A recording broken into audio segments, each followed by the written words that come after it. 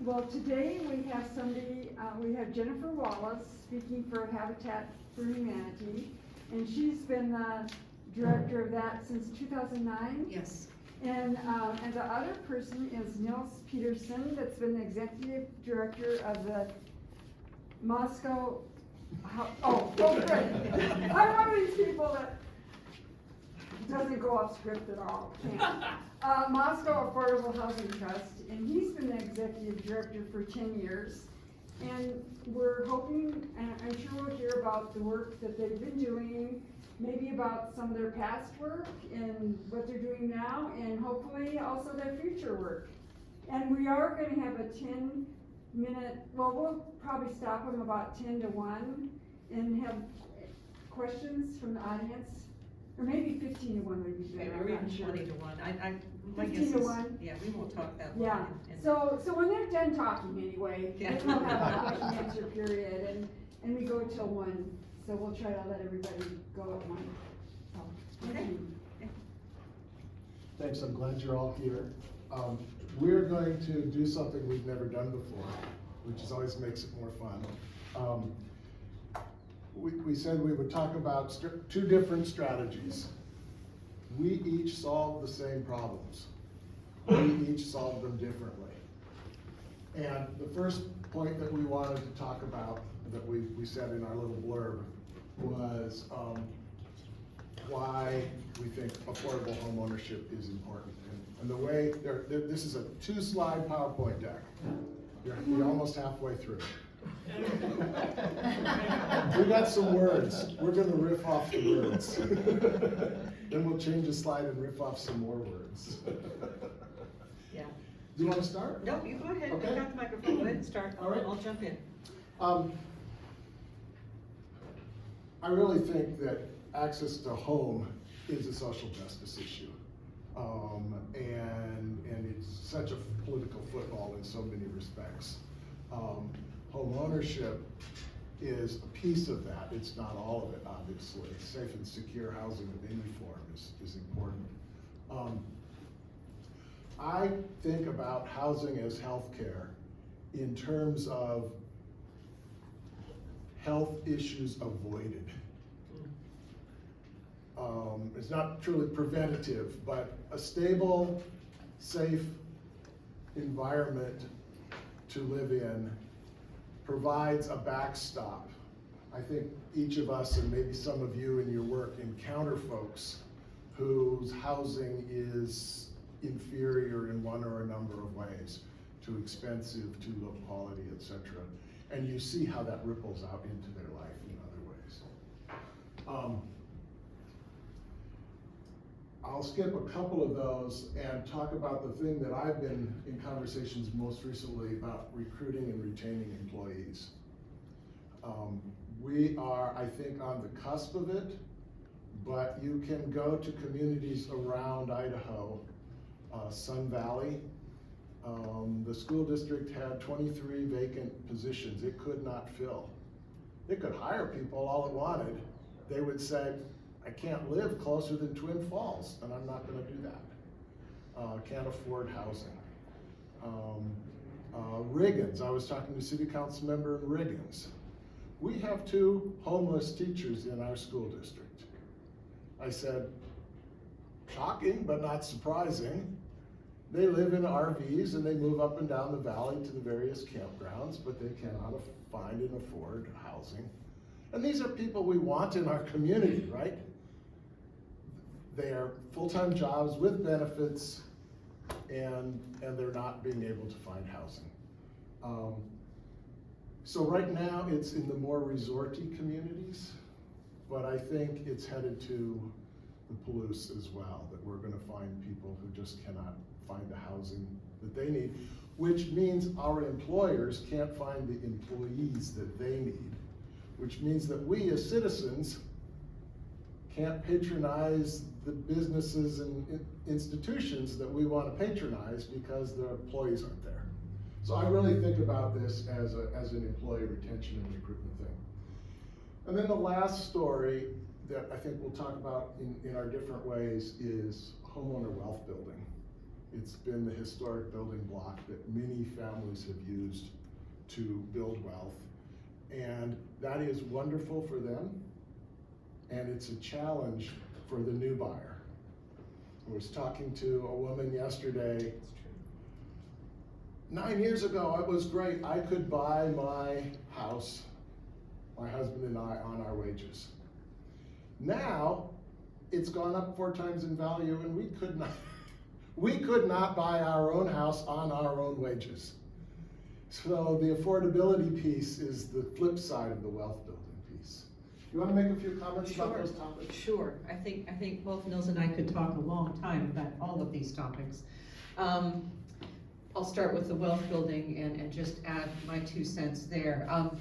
Yeah, I think we all know home ownership has built the American middle class. It was a priority after World War II. We gave all the GIs coming home access to a college education and access to affordable mortgages. I know my husband served 4 years in the Army, and we bought our first home on the GI Bill. Terrific piece of legislation that helped build our economy, frankly, as it now stands. And certainly as I've worked with Habitat, I actually started in 2007, but it's just becoming more and more clear that the middle class is in danger, right? And those of us that own our homes, we're in a good position. But I'm worried now that maybe I should have been saving for my kids' down payment on their first home and not their college, right? And I have 3 kids, so we're wondering how we're gonna help them afford their first homes. And I know we're not alone in that. And the other problem with where we're at with home prices is those of us that do own our homes are trapped in a certain way, because what we would go out and buy would be smaller and more expensive, if it's even out there. We're short on inventory, and we're short on affordable homes. There was a study done, some of you might remember, it was in 2009 by the Partnership for Economic Prosperity. It was a joint Latah County, Whitman County, Pullman, Moscow collaboration, and they did a housing needs assessment for the Palouse. And at that time, they identified that we were short, oh shoot, I always do math badly on the fly, but it was 200, we would need to build 200 starter family homes a year for 7 years in order to catch up what was then the shortfall. And the study found we're okay on apartments, we're okay on multi-unit rental apartments, no surprise there, the market is taking care of that, and we're okay on the higher end homes, right? Generally speaking, the market is taking care of that. But it's that missing middle is a term that Nils and I hear quite a bit, and it should be one that we are hearing more and more, because it's true, we're missing those starter homes, those small homes, maybe 2 bedrooms, maybe 2 to 3 bedrooms, like a typical Habitat house. We just don't have those in our inventory. And that's in part because the Palouse is a little bit like an island. We're just far enough from population centers and production centers that it's expensive to get hire staff, skilled laborers, and it's expensive to get materials here. Plus our beautiful rolling hills, which I love and attracts photographers from all over the world. It's a challenging landscape to build on as well. And so that contributes to the cost of home building here. And then I think we all know, just anecdotally, we're a little bit landlocked, you know, until the landowners on the edge of city property decide they want to sell a chunk, we're landlocked. And I know I've heard Tom Lamar speak, I think it was the most recent the Chamber of Commerce Leadership Group. You know, he's challenging us to think about increased density. So there are things we can do, there are things we can control and things we can't control, but we need to be thinking about all of this and maybe be thinking about homeownership a little different way. And I'm gonna jump around a little bit here, but this year is a new level of partnership between the Housing Trust and Palouse Habitat. We've supported each other for years, and we've worked side by side solving homeownership solutions in different ways. Am I getting ahead of us? Let's just switch the slide. Okay, well, no, I'm gonna put a pause because I wanna go back to the slide. No, I wanna talk about my other issues. Okay. This is my problem when I start talking. So, wealth building, it's really key. Retain and recruit employees. I actually know that the University of Idaho is planning to build some employee housing. That section of ground just south of Gribman They're planning to develop multiple housing units that will be in part for students, in part for grad students, and also in part for employees. I know Ed Maitre Schweitzer have thought about employee housing as well. So it's here. Employers are starting to wrestle with how do we recruit and retain bright people, and we're putting our local businesses in a really tough position by not having enough affordable housing. Children's development, healthcare, I think you can lump those together. I know Habitat International has got several studies that they cite that shows when you stabilize a family and put them in a house that is safe, that isn't leaky, that's in a safe neighborhood, and you're not moving every couple of years in order to keep an affordable rent or have enough space, then other elements in those families' lives improve. Health improves, education levels improve. When you put a family that's low to moderate income in a neighborhood where you've got moderate to high income families, you expose them to that world, you see the education levels and the future income of children raised in that environment go up. And the inverse is also true. When you put families into neighborhoods that are predominantly low and very low income, the future earnings of those children tends to drop. So we've got a unique situation. I know Habitat and the Housing Trust have both been able to put low and moderate income earning individuals and families in infill lots. And so we've added to neighborhoods and put families in a position where they're just able to elevate their future earning potential and their future outcomes just by being in proximity with an example and support network that maybe they didn't have before. Community engagement, one of the other studies Habitat International likes to tout is homeowners tend to be more engaged in their communities. You see higher rates of volunteerism. You see folks taking better care of their property than renters do. And then conversely, we tend to engage 200 to 250 community volunteers a year. That dropped during COVID, but I'm proud to report we're back up to our normal numbers. But Palouse Habitat welcomes university students, church groups, professionals, retirees, and high school students. We actually just had the U of I volleyball team come and volunteer at our store this last week. Oh my gosh, they were so much fun. They painted sealed some planter boxes that we're auctioning at Beans and Jeans, our fundraiser this weekend. And then they just went and helped in the store, and it was so much fun to watch those talented, athletic young women just picking up items off of the backs of trucks as they were coming in, and basically balancing them on a hand as they're very athletic. And they were having so much fun while they were doing it. They were laughing. We got some good pictures. But those are relationships that our volunteers can have, right? We try to build community, and it's all about giving different people in our community different ways to engage.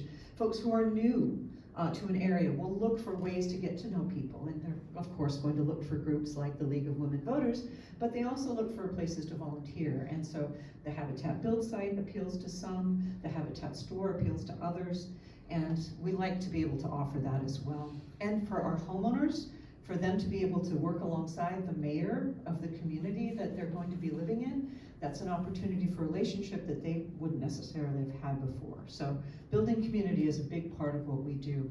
And social justice, I don't have a lot to add to what Nils said other than absolutely, but I would recommend a book.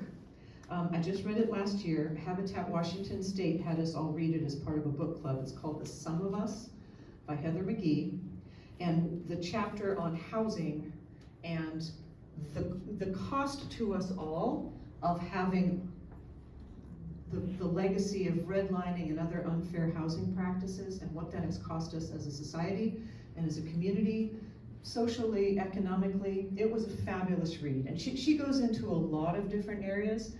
It was really eye-opening for me. I learned a lot, but the chapter on housing is particularly good. And so I don't know if you all do books as a book club and read them and discuss them, but I would really recommend that one.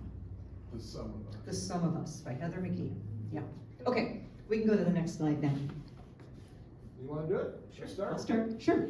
So the Housing Trust and Palouse Habitat serve very similar goals of providing affordable housing in our communities. The Housing Trust serves Moscow and Latah County and a few other counties. I won't talk about the Housing Trust, that's Neil's job. Palouse Habitat serves Whitman County and Latah County both. We advertise each year when we have a home that we've identified a location. We just completed a search for the home we will be building in Moscow, and we advertise as broadly as we can. It usually takes us about a month to advertise, and then we have a committee that reviews those applications. We had 33 applicants for the home in Moscow. We look at 3 basic criteria initially. Do they have need, which isn't hard to get to anymore, especially because one element of need is, are they paying more than 30% of their income on rent? All of a sudden that has jumped to the top of our need list. It wasn't that way when I started, but it certainly is now. So it could be, are they paying 30% or more in their rent? Is it safe? Is it crowded? Are their utilities high? There are a lot of ways for us to establish need. Then we look at, do they have the ability to pay? So there's a mortgage on a Habitat house. This is not a giveaway. We offer an affordable mortgage. It is tied to their income, but it is mortgage. Once they're done building the house with us, they buy the house, and then they have a mortgage just like any other homeowner. We don't necessarily keep a waiting list, but we do have a list of folks who are interested that we contact whenever we're about to start taking applications. So people can call us throughout the year, and we keep their name and their contact information, and then we reach back out to them. The rest of our homeowner selection process, after looking at need, ability to pay, and our third criteria being willingness to partner, we try to assess willingness to partner with, did they turn their application in on time? Do they understand the essential elements that this is a partnership, that they will be working alongside our volunteers? A single adult household has to put in 300 hours helping build the home. And over the course of the 8 to 10 months it usually takes us, that's every Saturday. And for some families, that's a very big commitment, especially if it's a single parent with kids. They've got to find childcare. And, you know, we can't allow anybody under 16 on our build site. So they're in it. They're in it in every sense of the word. They don't have a down payment. We do require $1,000 towards the closing cost, but that time they put into the house, that we call it sweat equity, and so we count that as their down payment. Our house design, we typically build a 3-bedroom, 2-bath home, 1,200 square feet. We don't do a garage unless it's required by the neighborhood covenants. So, I mean, it's a home very much like the one I grew up in. We will design a house to fit the needs of the families, and I can tell you, I'll give you guys a sneak preview, but this is the year we go to 2 homes a year. So we're announcing that on Saturday, so thank you. I'm very excited. We have built a home a year since I started in 2009, but partnerships with the trust and some other changes we've made to our program means we're going to be able to offer the opportunity for home ownership. So we've chosen 2 families out of this round. One of them is a single mom with 6 children. And so we're going to be building her up. She's living in a trailer, a 2-bedroom trailer right now, so you can imagine where those kids sleep. But we're going to be building her a 5-bedroom house in Uniontown starting this fall, so I'm very excited about that. So don't tell anybody, we haven't announced that yet. We do look, when we do homeowner selection, after the 3 initial criteria, we do pull credit reports. We don't look for a particular credit score, but we look at their total debt load, and we look to see if they've been managing their debt responsibly. Have they been making their payments on time? We do have some limitations from Habitat International. If they've had a bankruptcy in the last 3 years, we have to encourage them to go get financial education and come back to us at a future time. I'm really worried about this cord. I'm going to trip on it. I need to move. They can't have more than $2,500 in charge-offs or debts in collections. So we do look for folks who are being as responsible as they can be in the limited income range. And I have to say, in the last few years, our applicants, it's been more and more sorting itself into 2 extremes. Either folks in this income range are ridiculously responsible, like they have no debt, they do not use credit, to the point where they don't have a credit score. Or they're on the other end and they're education debt, medical debt. I mean, it's really heartbreaking to look at what debt load is doing to this income bracket. We do background checks. We do check with their landlord and do other reference checks.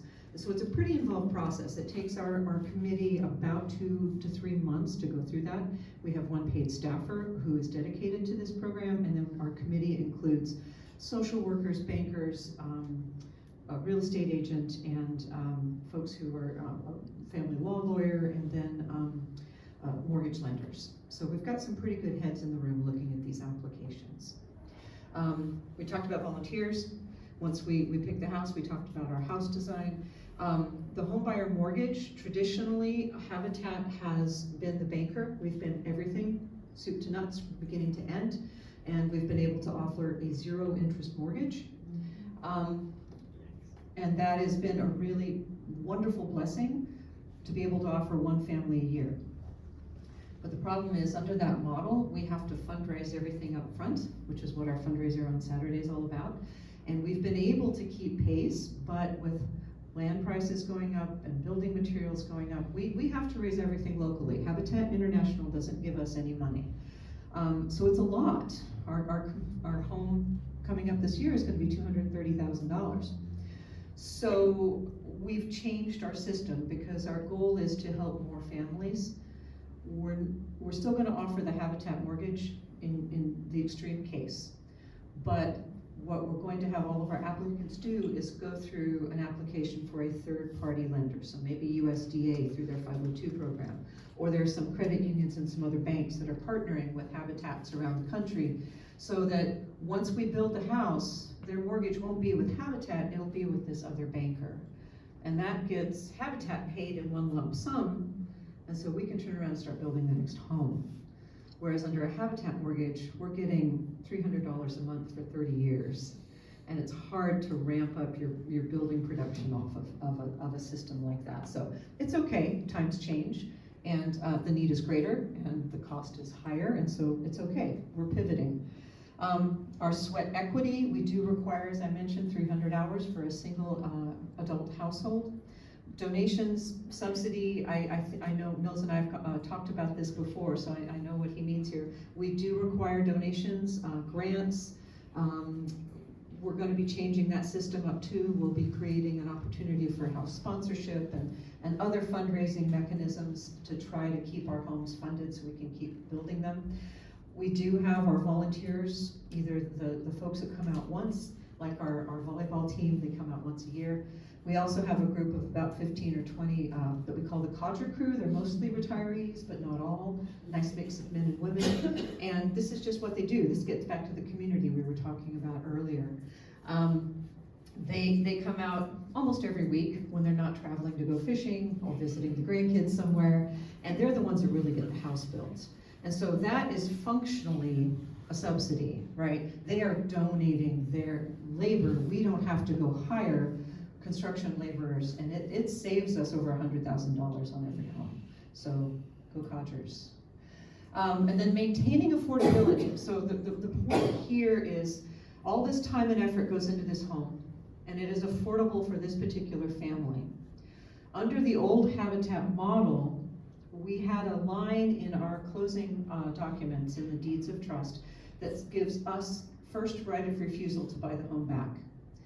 That was already hard for us to have enough cash on hand when I started in 2007 to be able to buy a home back. It's impossible now.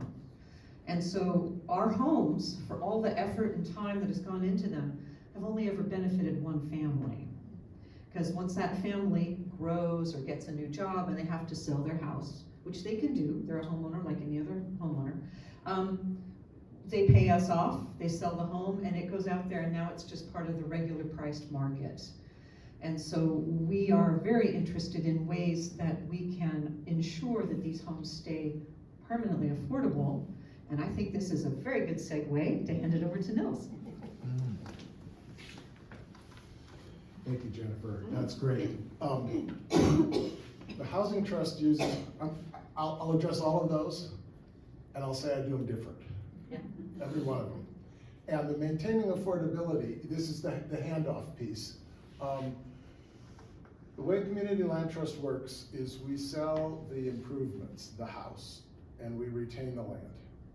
And we have a land lease that connects the two.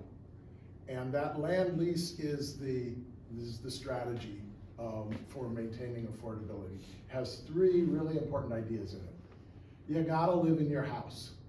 We didn't want to go to all this trouble to have you turn it into an Airbnb. Okay? If you need to leave the area, fine, leave the area, just sell the house. You can't rent it out. You have to sell to another income qualified buyer. It's a kind of a pay it forward kind of idea. You met income criteria coming in. Down the road, the criteria will have changed, but there will be somebody who meets those criteria down the road. And then number three, the price is controlled by a formula. You couldn't do number two without controlling the price, as Jennifer pointed out. So the price is separated from the real estate market. The current formula we're using is it appreciates at 2% a year.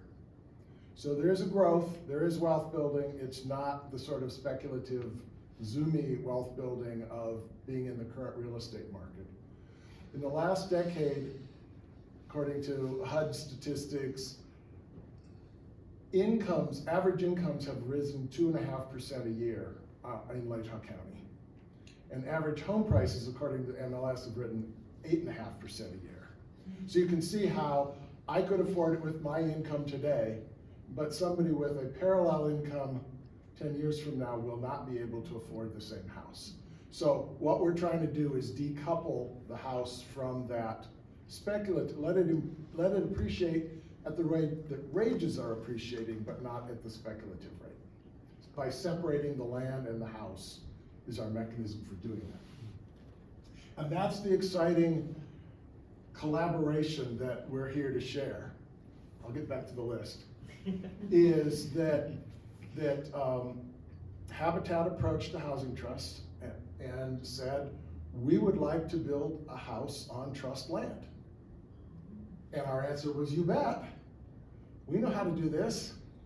You look to us like a contractor, and we will let you build on, and it's a contractor and a bank and a sales department and everything else. But nonetheless, it's to me, a turnkey solution to build a house. And so I'm very excited about it. And it will become a housing trust house. The buyer will buy the improvements. The trust already owns the land. And we'll have, the new thing for you will be this ground lease connecting the two. Right. Okay, so, home buyer selection waiting list. Think of me as a spec house developer. I have no home buyer, I build a house.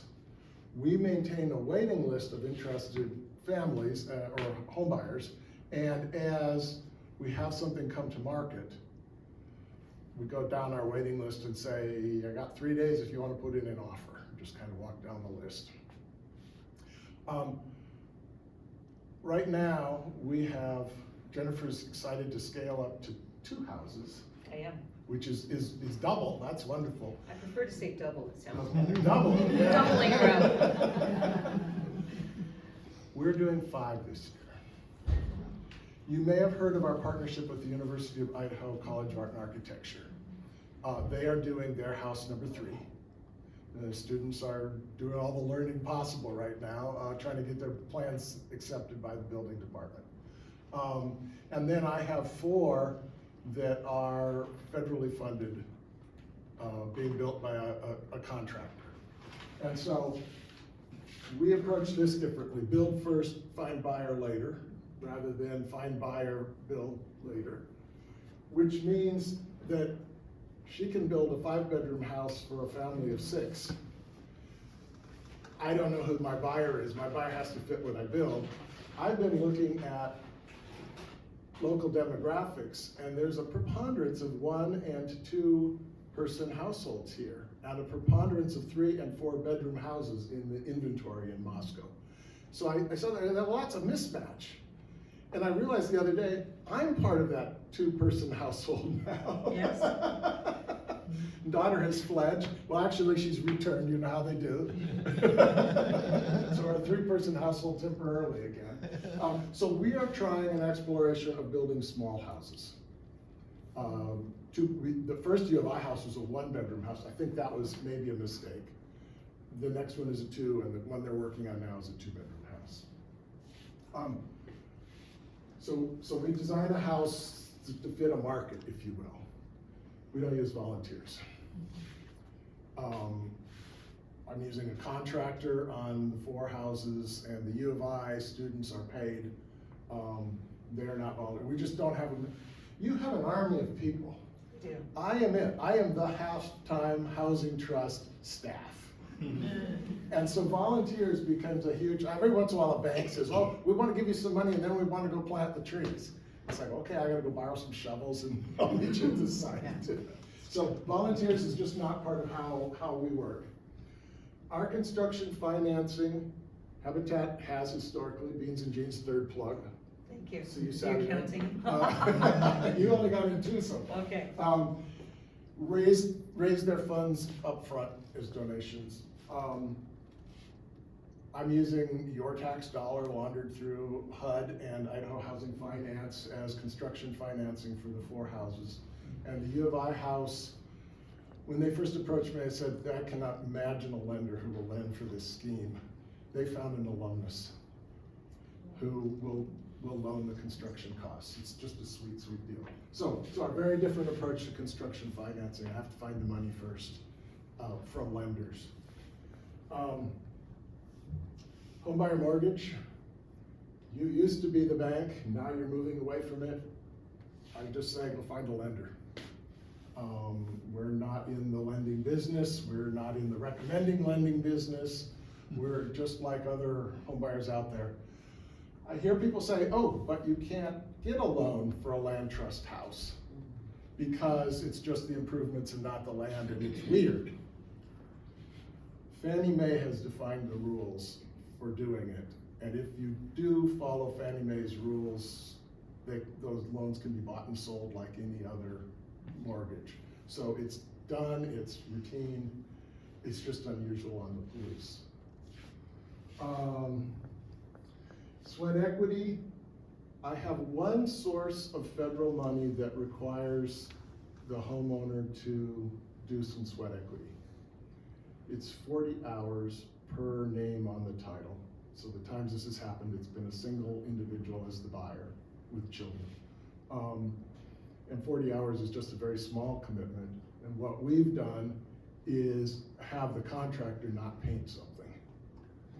Interior painting, because I know that could happen day, night, rain, shine, and we could get the 40 hours done fairly straightforwardly. So that's our, and not all of the U of I house has a no sweat equity component to it at all. Donation subsidy is the name of the game. 2x4s don't get cheaper because you're building affordable houses. All of these things are real costs. The exploration, so the U of I students are off, they're learning a whole lot of stuff from tape measures on up. The faculty member, the lender, and I are on a quest to understand, can we build a house at a price that the buyer can pay for it? We haven't got there yet, but we're getting closer. The idea is, I mean, there's still the land issue, but if the buyer could pay for the improvements, we could turn the crank faster because we're not also raising the subsidy between what it really costs and what the buyer can affordably afford.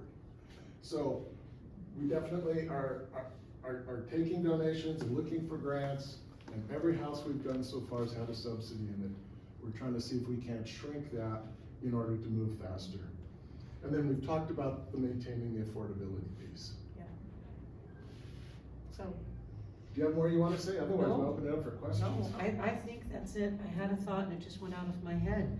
But I think, any number of you, have been involved with, I think probably either or both of our programs. But do you have any questions for us? Yeah. Yeah, Nils, I was just, I guess maybe I wasn't listening close enough, but you want people who need an affordable housing, and how do you go about finding them? Once again, can you kind of review that? Okay, how do we find a qualified buyer? Correct. I try to do various outreach marketing, if you will, and we list in the MLS. So I use a realtor. It's Tammy Quezada at what was formerly Team Idaho, and now it's United Country Homes, I think is the name. They affiliate with a national thing like Remax. Anyway, so we market through there. We market in other ways where we can advertise. And I count on you to think of that person who should be buying my house and beginning to wake them up. The challenge is our buyers don't know their buyers. Yeah, it's true.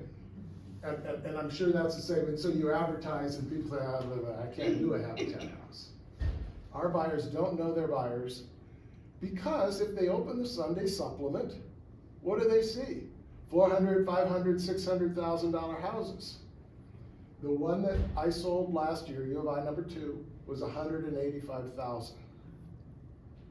I think we're gonna be in the 190s this time, but it's still at a number that is just so different that people aren't, what's the catch? There's gotta be. Yeah.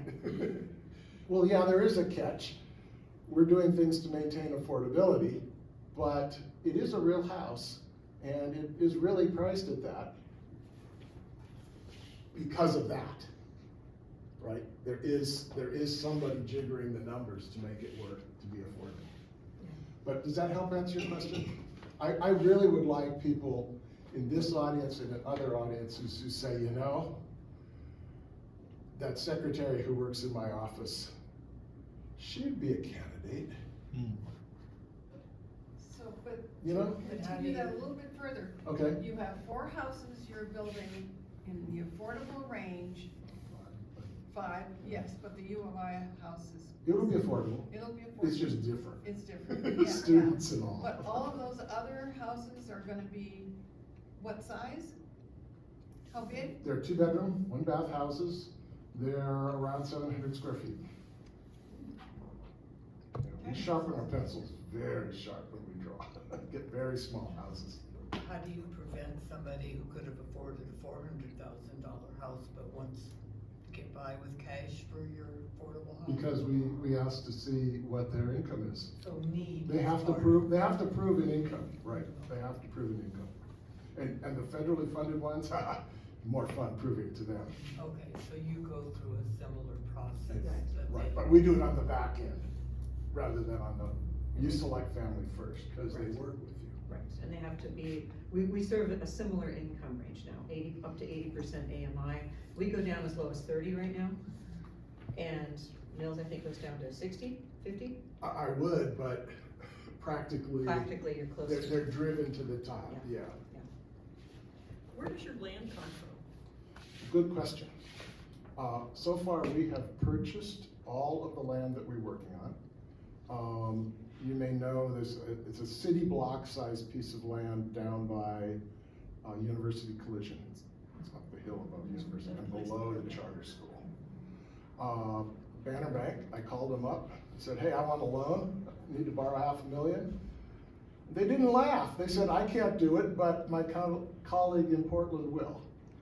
Community Reinvestment Act is a federal banking law that requires that banks do a certain amount of their business in every community where they have a branch. Banner was having trouble placing money in 83843 zip code. And, well, here's a way to score points. So they loaned, but it was a loan. We had a 5.5% interest rate. We paid off the loan over time. But that's how we've purchased everything. Now, we get grants, we get other things that help do the paying, but So you bought land like anybody else would buy? I bought land like anybody else would buy land. And we do too. It's pretty rare that we get land donated or even discounted, but yeah, Habitat has to buy the land too. And so that's part of what's really attractive to partnering with the land trust is, number one, we get to build a house in Moscow, right? Because we're closer to the jobs. We'll build where the lots are affordable, and so we tend to end up in the outlying communities Our current home under construction is in Palouse, Washington. Great community, great school system, good infrastructure, but you're still probably putting someone, with a 20 to 30 minute commute. And when you're talking about an individual or a family that's in a marginal income range already, and you're putting them on the road more, you're adding cost, you're adding risk, it's not ideal. Our large family is going to be in Uniontown because we can't practically put a 6-bedroom house on the size of lot that the land trust has for us. Would have looked like a miniature skyscraper. And plus the individual, she has a physical disability. We want her all on one level. But we have 2 lots in Uniontown that we bought, thank goodness, 4 or 5 years ago now, that we paid $45,000 for. Those lots are going for 60 to 80 or 90 now. So that's one of the things we'll be looking at, is how do we find affordable land? For Palouse Habitat, since we built in Whitman County, there are resources at the state level. There are grants through the Department of Commerce and some other places where we can apply for, yes, we're going for 2 homes this year, but talk to me in 4 or 5 years. It's gonna be more than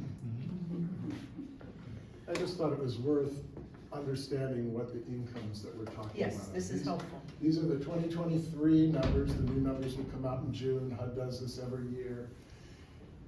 They adjust the 80% AMI, area median income. They adjust that number by household size. And you can see it kind of goes up $7,000 or so per step going across there. And then they adjust it county by county. And you can see that there's maybe $500 difference between here and here. No surprise, WSU pays better, higher minimum wage. A lot of things would tell you, I thought it'd be a bigger gap than that. Actually, until this last year, it was a bigger gap. This year, Latah County caught up. I don't know why, but it was a big jump. Bigger jump across the line there. Okay. Yeah. Right. But, so, you know people who have jobs that pay that or less. They are our buyers. Yeah. And that's the challenge, is to get that word out to wake. I was in my surgeon's office, I have a fresh knee. And talking to the scheduler because snafu. And while her computer was being slow, we got to talking about other things, and she was telling me she wanted to buy a house. Okay, and I'm just kind of listening, and she goes on and she was telling me about these cute houses that the U of I was building. I go on and I'm just listening. And she kind of gets to a stopping point and says, "You want me to sell you one of those houses?" I'll do that. And then I checked, what was her income? Latah County. Right, was her income below that? Because it's a woman with 2 kids. Oh yeah, she assured me it was below that. Yeah, it's salaries have gone up 2%, housing prices have gone up 8%. And we hear that time and again. We have 33 applicants because we were in the Moscow area. We had to run 3 searches for the Palouse house and never had more than 12 applicants. But every time we hear people, there's someone in more need than I am. Surely I'm not that kind of person. I mean, we get a lot of reasons why people self-select out. And so often our applicants they've been referred by a friend, they've been encouraged by a family member, a coworker. I've had bosses sit their employees down and say, "You will apply for this." Amy Martinez, the last Moscow house we built, actually a new board member. She just joined the board. It's our first homeowner that's on our board of directors. We realized that was a big gap in our experience and view. But she is an in-home care provider, and it was one of her clients that she had a good relationship. He just started hounding her. "You need to get a house, you need to get a house." And Amy had moved. She's a single parent of twin boys. And she had moved 8 times in 5 or 6 years. Some of that had been in a women's shelter. She was getting out of a bad relationship, and that was the first place she landed. So very thankful to have a shelter. And then she just kept moving because every place she moved, the rent went up, the rent went up, the rent went up. And she's doing important work. In-home care, I mean, how many of us know how important it is to have a good in-home care provider for those who need it? And she's good at it too.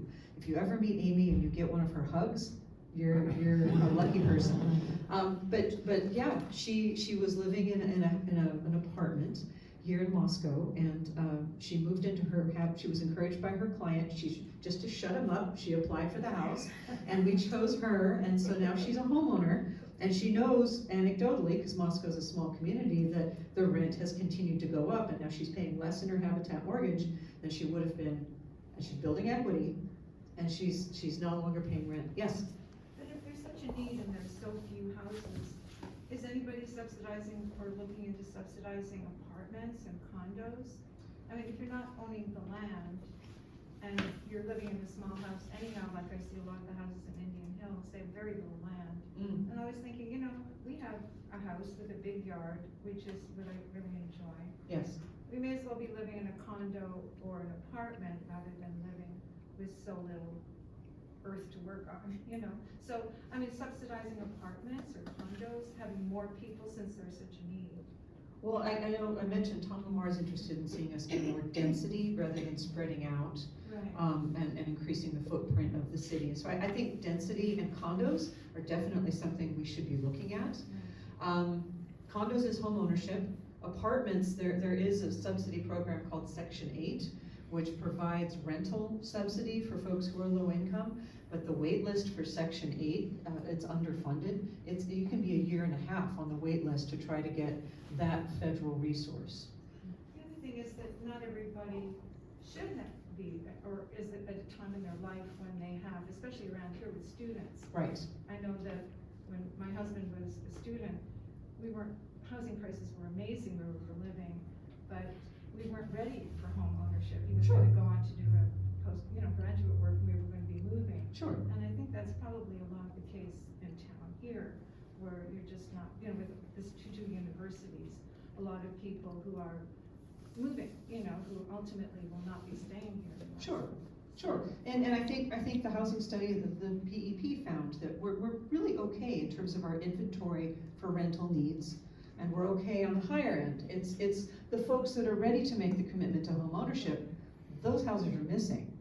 And so, and it's just, the market isn't going to build us those homes under our current structure. And it's one of the things I've really come to see is we're gonna get what we planned for. So whatever our building codes, part of the challenge in the building industry is they make more money on building apartment buildings or building high-end homes. They don't make a lot of money building 2 and 3 bedroom small houses, starter homes, right? And I think I don't think either Nils or I would say everybody should have a home in Moscow. That's not what we're up here saying. What we're saying is there's a real missing middle here where you don't have enough inventory for the people who are ready to put down roots and to buy a house. And there's a lot of those folks, even regardless of income range. There's not enough homes regardless income range, and especially if you're in a lower income range. There's really nothing. The median home price right now in Layton, Whitman County is just about $500,000, okay? The median income is $40,000. So the average income, and I realize I'm mixing up average and median, but bear with me. Generally speaking, the average income cannot afford the average home price. That's not a sustainable model. And I just remembered the other point I was gonna make. Innovia had a conference, the Innovia Foundation of Spokane had a conference here a few weeks ago, and we had some economists talking about this among other issues. And I asked the question, because I've just been anecdotally concerned about the corporate sector buying up real estate as an investment. I think it was a very attractive investment, especially while interest rates were low, and what the percentage of private individual versus corporate ownership is, and whether that was starting to tip in an unhealthy direction. And the two economists seemed to think it wasn't really an issue in our area, but after that session, the new mayor of Pullman, Francis Benjamin, pulled me aside, and evidently he's a researcher in real estate, and he said, no, in fact, on the Palouse, purchase of private residential property has gone from being 1/4 by corporations to 1/3. So that's the other thing that's out there is we're seeing, and you mentioned Airbnbs, and we have to do some thinking about our policies, because we have to think about what the outcome is that we want to see happen. And, you know, some of this is maybe going to be resolved by time, but we just don't know. The other thing that came out in that conference is, you know, there are folks of a certain age that would maybe prefer to downsize, but there's not enough for them to move into. And so they're sitting in a house that another family, I mean, it's this domino effect, and we're blocked on multiple levels. But did that answer your question? Yeah. Okay. I was wondering how much the average apartment costs. I mean, are there people who can't afford the price of? Yes, absolutely. The average apartment rent in Moscow and Pullman, I mean, it's at least, it could be $900 for a 1-bedroom, you know, over $1,000 for 2-bedroom. It just kind of depends, but it's at least $500 a room, and that's a lot. And are some of the people that are in the Habitat list, Mhm. are you referring them to Nels's? We have referred folks who, well, up until, we just changed our income range. We now go up as high as Nils. We were at 60% AMI was our top, and so if someone applied and they didn't fit our income range, we referred them, absolutely. No, we realize there's a lot more benefit to working together than, we're not in competition. There's more need out there than either of us can meet on our own. Yeah. I don't know if this is something you can answer, but do you know what the unhoused population is of Latah County or Moscow? Boy, Any idea? I don't know how to get at that answer. Okay. We're not our counterpart at Sojourners could answer that better. Right, Sojourners would be in a better position. There's a thing called the point in time count. It's done, I think, once a year, I think in January. And it's an attempt to go look under bridges and look at all the places where the unhoused might be found and just get a tally. A little bit of demographics, but mostly how many noses did we find doing that? That would be the place I would look for a sense of that number. But in this community, that's complicated by the number of students who are probably couch surfing and do not show up in the point in time count, but in some sense are unhoused because of their own set of situations. So I don't know. Bruce, do you have a thought on that? Another data point is that the school districts have to do a tally of unhoused children, and so that would be Another place one to get that snapshot. number, unhoused Yeah, children and, in schools. and that's a pretty solid number rather than the point in time count. Yeah. How about we go back there? The recovery center also has, Okay. they have a number of people. At the who recovery they know. center, Yeah. a sense of what that number might be. Yeah. So I don't know, but there's Okay. resources to Okay, go thank ask. you. Yeah. I was just gonna say, there's people living in their vehicles. Sometimes it's a small RV, and the police make them move every 48 hours, but you see the same ones. Yep. In Right. some places, and they're living there. People living and parking in odd places as opposed to in a campground and Right. paying No, $5 a they're parked night. on They're the just street. parked on the Or street. it's a minivan that they've converted Right. a single person. We typically see 2 to 3 homeless people apply every time we advertise. We typically see 2 to 3 homeless folks apply every time we advertise, but typically they don't have the income to afford a home. And so we've referred them to other programs, to Family Promise or to Sojourners, or we've got a whole list of community resources that we try to point folks towards.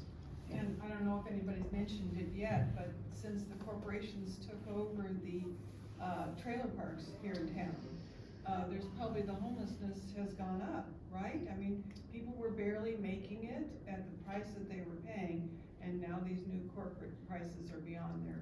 I know they were trying to fight it. Some folks, a number of the most recent ones in particular off of Palouse River Drive are working with some folks at the University of Idaho. And they came in, I'm on the Fair and Affordable Housing Commission right now with the City of Moscow, and they came in and made a presentation. There's not a lot the city can do because the corporation hasn't done anything illegal at this point. But yeah, I think that's the fear, is that we're going to have another Syringa on our hands. And I don't know if we've reached the tipping point yet or not, but I know a number of those those folks with trailers were objecting to the rent increases and weren't paying them. And at some point they risk eviction, so it's, but I do believe they're working with the legal team at the U of I. Yeah, that mobile home park story is truly cruel in my mind, because they own the trailer. They have all of their, or a chunk of capital invested in that thing. Maybe he's paying for it still even. And at some age point, they're not mobile. They can't be moved to other places. So they're trapped with this capital asset and somebody is jacking up the rent behind them. It's a sad story. Whether they become homeless in our community, I don't know how that will shake out. Other thoughts? We got another couple minutes before Mary pulls us off the stage. 5 more minutes. Okay. That trailer park, it's really cool, it's really, it looks like a disaster when I walk by there. Are you referring to the ones on West Palouse River Drive? So I'm just, I think one of the criteria is to be poorly housed, or like for getting a subsidized housing where your house is not barely livable, you know, that's what they look like. The appearance of a number of those is that they are very poor quality housing, yes. So we have people who might qualify in some respects of need. Yes. Because their housing is so poor. Right. What I learned from watching from the edges, what happened at Syringa is everybody's got a story and everybody's got a set of reasons why they're there and why that is sort of working better than something else. And so it's hard to say generally what their situation is. Yeah. The other neighborhood that I'm curious about is the new one going in behind Schweitzer's building out on 95. Mhm. Is there any affordable housing going in that neighborhood? Do we know anything? I hate the word affordable because everybody uses it. The developer will tell you it's affordable. And none of it's affordable. Everybody's got their own definition. for Right, what- and it'll be affordable at 450,000 kind of price point. I've tried to talk to them about land and the conversation didn't go anywhere because the number that he wanted to quote was at the $100,000 a lot price point. And for a $200,000 house, you can't pay $100,000 for the land. So, nothing yet.